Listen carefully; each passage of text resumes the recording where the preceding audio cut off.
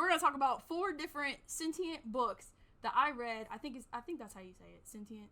I don't know. It's like when inanimate stuff like comes to life, whatever. So like I'm gonna tell you guys about 4 different books. They're freaking hilarious to me, anyways. Like I did not think that I would ever be into this stuff.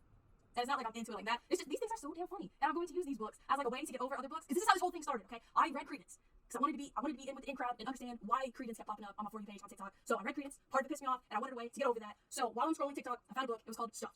This book right here. Okay, and the biggest reason why this ended up being the book to get over my anger is because it said that this book had a point of view from the pillow.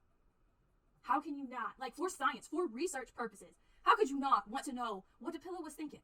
So I dove right into this book, right? It happens exactly the way that you would think a pillow coming to life would happen. There's smut in it.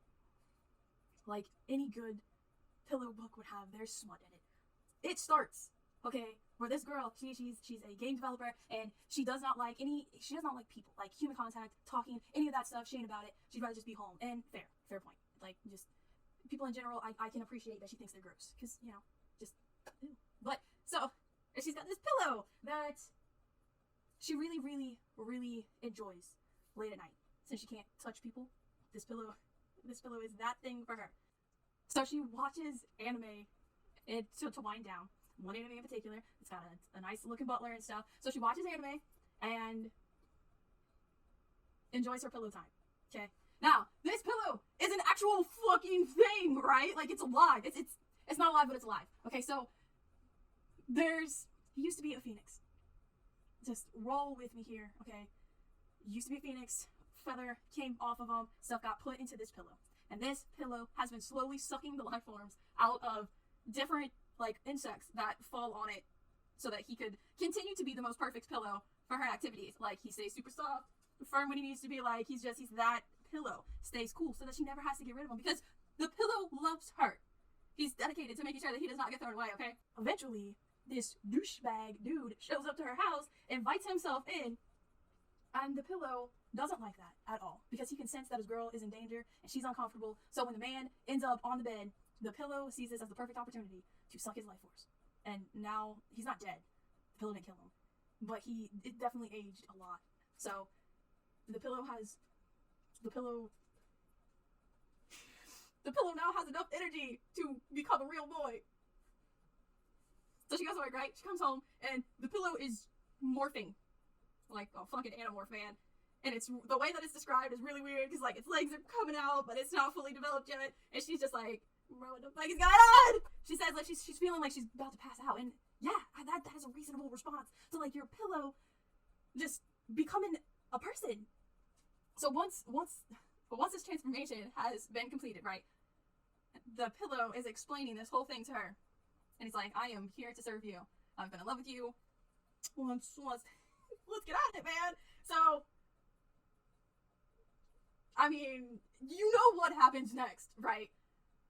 The best part of this, though, right, is that the pillow is still a pillow. Like, he still feels like a pillow. He very much so, like, looks like a man. Like, the perfect blend of all the anime people that she liked because, like, she helped create this pillow because the pillow was going off of things that she told him. So he'd, like, have the perfect face, perfect eyes, all this kind of stuff, right? But it's still a pillow. Like, it feels like a pillow. And his mouth, I believe that she described it as silky smooth. So, this pillow, right? This pillow man, Ori, because you gotta name it. He didn't have a name. You can't call it pillow out in public. So, Ori and her hitting the sheets. And the pillow, where he was at, okay, he was nose deep. And his nose, because she was a little too rough with it, you know, it's been a minute since she's been able to touch anybody. And now, so his nose compresses because he's a fucking pillow. And she's like, oh my God, your face. And he's like, oh, no worries. And he just like moves some stuff around. So like his nose is back to being a fucking nose, man. But like it happens like that a few times. Like at one point they're talking. And then his neck just, because the stuff in the feathers and stuff like all shifted. So now he can't breathe. And like at one, his leg went like that too, man. fucking hilarious. Absolutely hilarious. Like, I love that those little pillow quirks that happen when you actually have a fucking pillow, like, happened in the story, because it just made it that much better. And I do not have any regrets at all on reading Stuffed. It was hilarious. It was absolutely hilarious. And oh my god, because he is a pillow, okay? Because he is a pillow. The moment of the big boom, you know, it's feathers. It's feathers. Because he's a fucking pillow.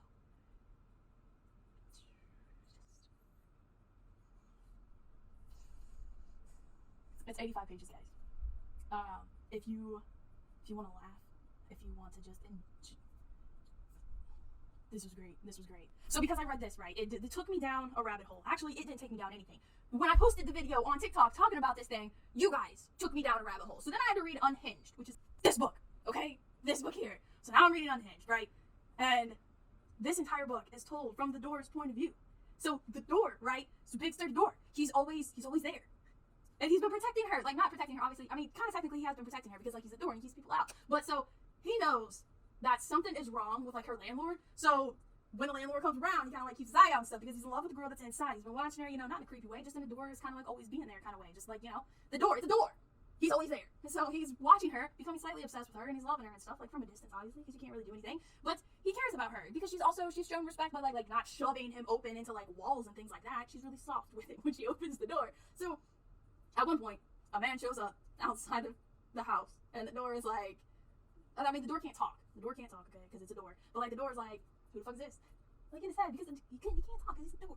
So this guy standing outside the door is like, hey, I'm going to give you the opportunity, because I know that you care about this woman. I'm going to give you the opportunity to make sure that she is safe, because something bad is going to happen. So the only catch, though, is that this door has to get her to him as a door.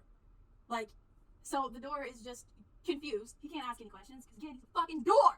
So the door can't ask any questions, right? So he's just like, okay. And he's trying so hard to become like a person so that he can go tell the girl, but nothing is working. So then the door's like, I give up. I'm gonna go to sleep. I'm gonna take a nap, and then I'll like try to recollect thoughts and stuff after that. So he goes to sleep, right? And then he ends up in the girl's dreams. So now he's like, he's a whole human in the dream, not in actual real life, in the dream. So he's a human, and he's telling his girl, hey, your landlord is crazy as fuck, man, and you are in danger now.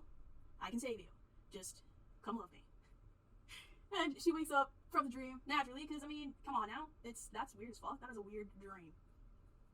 I've never had a dream like that. I've had some weird dreams, but nothing like that. So like, she wakes up, and when she wakes up, I loved this reaction because she like side eyes that door. Like, I don't know if this was entirely all in my head, if this was like a fever dream, if I was high last night. I don't know what this was, but come on, fucking eyes on you, man. And eventually she's just like, fuck it, I have nothing to lose. She does clean the shit out of the door, which was great. That was a wonderful detail, because you know, you can't trust the door. First off, it's the outside door, so there's probably like germs and stuff like that on it. You go in and out of that damn thing all the time. You don't want to catch any like weird diseases. UTI, she mentions a UTI, like she doesn't want to catch anything like that. And she brings over an ottoman so that she can stand on top of the ottoman and then love the door. So that was a whole thing, you know. The door doesn't come to life. The door is just there. The door loved it. The door definitely loved it. I mean,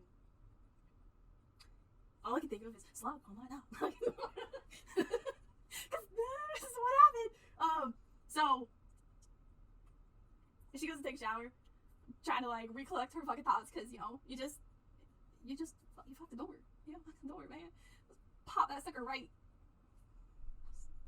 Anyways, so the door comes to life. Now the door's a fucking human, and she's like, what the fuck? She's panicking at first, you know, naturally. I mean, you had a door, now you don't have a door, now there's just a naked man where your door used to be. So, you know, there's questions and stuff. It goes on from there, okay? It goes on from there. This was so beautiful. This was just so fucking great. So I suggested Squeak. And if you cannot tell by the cover, it is about two balloons.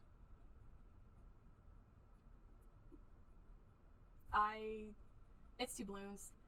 And it is my understanding that there is a whole ass audiobook out there with the balloon squeaks during you know, during the times, okay?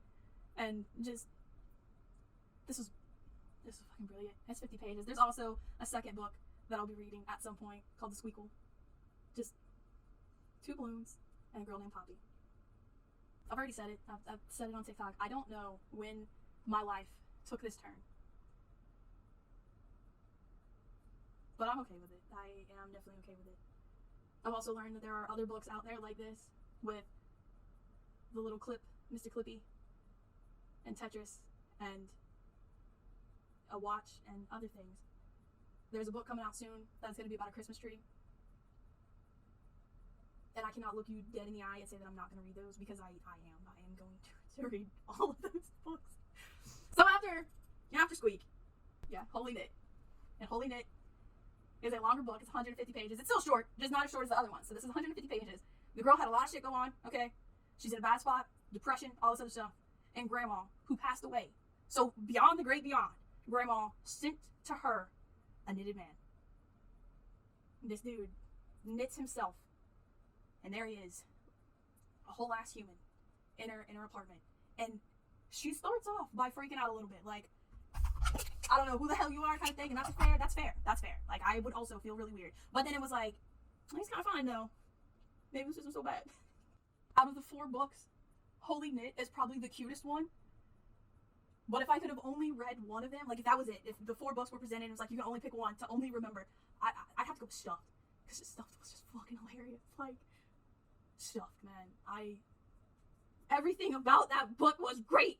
I have more videos soon. I'm gonna tell you guys about some of my favorite captive romances. So the next video that I put out is gonna be kidnapping. If you're interested in watching that, be sure to click over here. Until next time, guys.